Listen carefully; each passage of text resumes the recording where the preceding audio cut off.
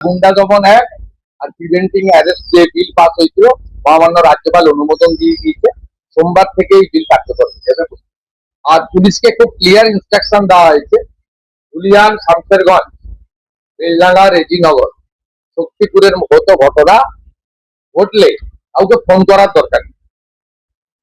আপনার ভারতীয় ন্যায় সংহিতাতে যা বলা আছে, আপনার অশোক স্তম্ভ, আপনি যে ট্রেনিং নিয়ে এসছেন, আপনি যে শৃঙ্খলিত বাহিনীর ট্রেনিং নিচ্ছেন, সেই অনুযায়ী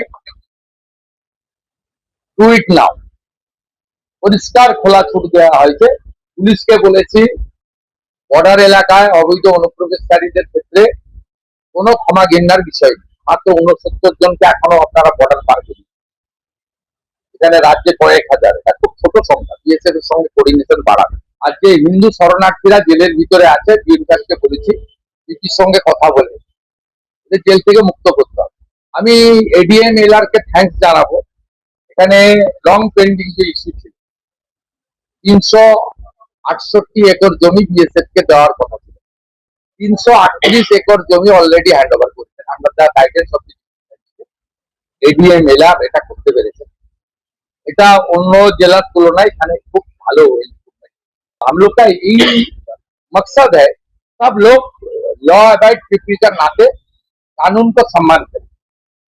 जो कानून देश के संविधान बनाया है, भारतीय न्याय संहिता के अंदर है, हाईकोर्ट सुप्रीम कोर्ट का जो जजमेंट है, नेशनल ग्रीन ट्राइब्यूनल का जो जजमेंट है, पॉल्यूशन बोर्ड का जो गाइडलाइन है, सरकार का जो जियो आता है, उसको इम्प्लीमेंटिंग अथॉरिटी एसपी और सीएम है, वो लोग सबके साथ बात करके कर रहा है। सब लोग आज तक कोऑपरेट कर रहा है। पिछले 2 महीने में यहाँ कोई बड़ा इंसिडेंट नहीं हुआ है। भाषणबाजी हुआ था, लेकिन उसके ऊपर बड़ा कार्रवाई এখানে ব্যাপক দুর্নীতি। আমি এডিএম জেলা পরিষদকে বলেছিলাম যে কাজগুলো করেছে জেলা পরিষদ, তার যে ওয়ার্ক অর্ডার দিয়েছেন, টেন্ডার করেছেন, সেক্ষেত্রে আপনি যদি ঠিকঠাক মতো তদন্ত করেন, দেখবেন তাদের যে ক্রেডেন্সিয়াল গুলো দেওয়া হয়েছে অধিকাংশই জাল।